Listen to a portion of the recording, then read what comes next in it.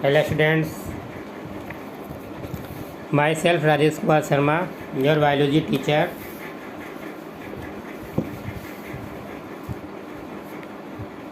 As we are discussing reproduction in human beings. In previous lecture we have discussed about reproductive system of male. Today we are going to discuss about female reproductive system. Okay, let's start. The female reproductive system consists of a pair of ovaries along with a pair of oviduct, uterus, cervix, vagina and external genitalia located in the pelvic region. These parts of system along with a pair of mammary glands are integrated structurally and functionally to support the process of ovulation, fertilization, pregnancy, birth and child care.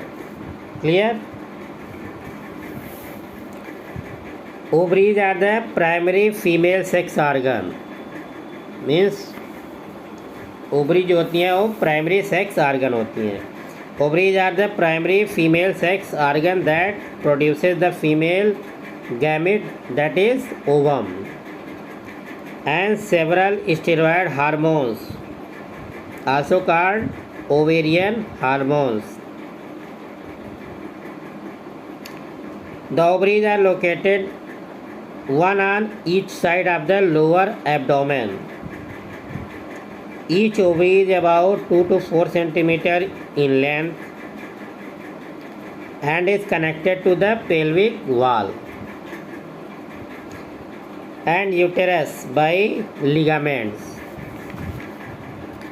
Each ovary is covered by a thin epithelium which encloses them containing stroma, and stroma is divided into the two zones, that is peripheral cortex and an inner medulla.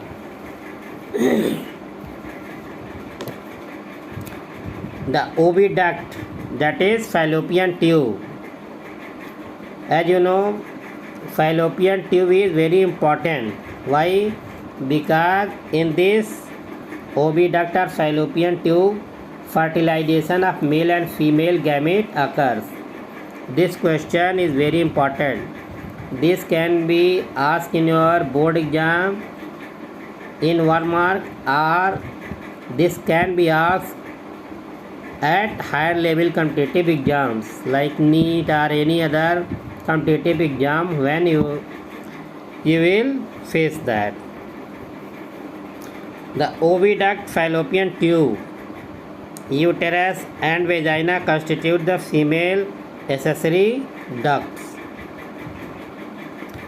Each fallopian tube is about 10 to 12 cm long and extends from the periphery of each ovary to the uterus. The part closer to the ovary is the funnel-shaped infundibulum. The edges of the infundibulum possesses finger-like projections called fimbriae, which help in collection of the ovum after ovulation. Means fimbriae क्या करता है, ovulation के बाद जो ovum होते हैं, एक cell होते हैं, उनको कलेक्ट करने का काम करता है.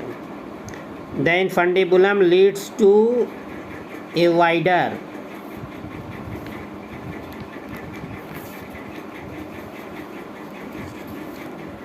part of the oviduct called ampulla.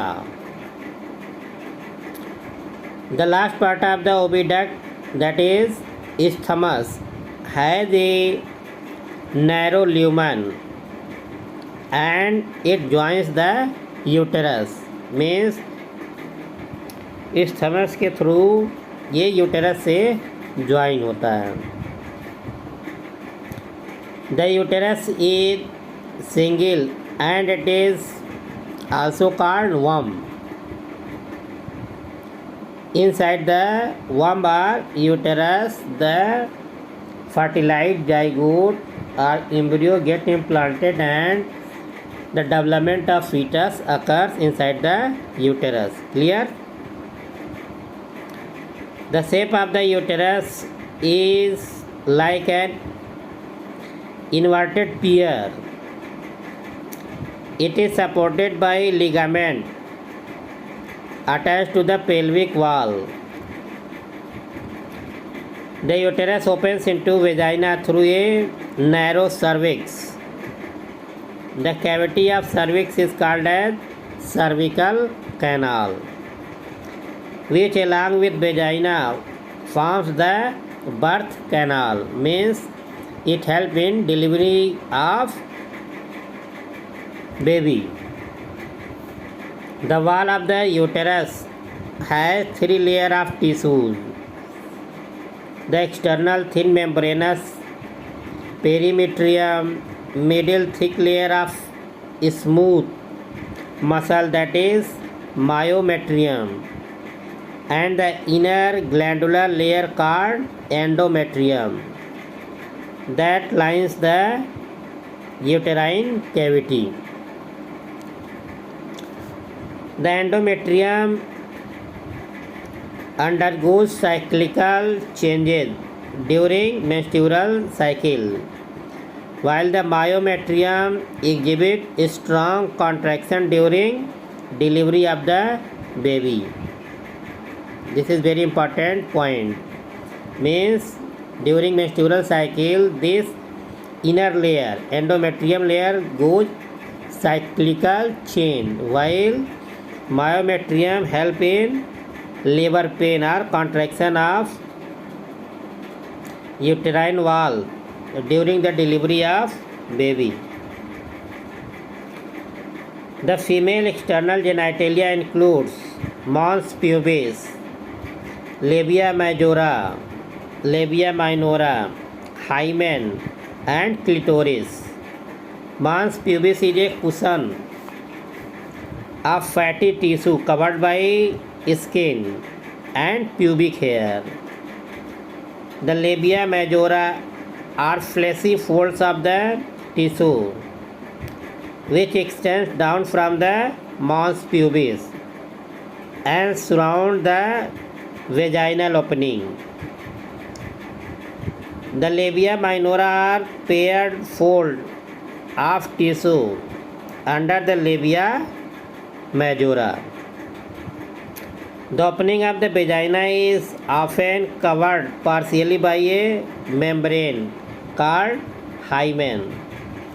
The clitoris is tiny finger-like structure which lies at the upper junction of the two labia minora above the urethral opening.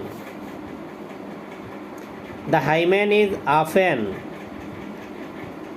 turned during the first coitus or intercourse. However, it can also be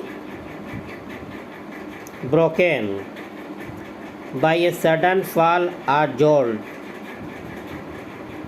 Insertion of a vaginal tampon. Active participation in some sports like horseback riding, cycling, etc. In some women, the hymen persists even after coitus or intercourse. In fact, the presence or absence of hymen is not a reliable indicator of virginity of a sexual experience. Besides this, a functional mammary gland is characteristic of all female mammals. The mammary glands are paired structures are called breast that contains glandular tissue and variable amount of fat. The glandular tissue of each breast is divided into 15 to 20 mammary lobes containing cluster of cells called alveoli. The cells of alveoli secrete milk which is stored in the cavities or lumen of the alveoli. The alveoli opens into mammary lobules. The tubules of each lobe join to form a mammary duct. Several mammary ducts join to form wider mammary ampulla, which is connected to the lactiferous duct through which milk is sucked out by baby. Clear? We will discuss in our next lecture, that is gametogenesis. Okay, thank you.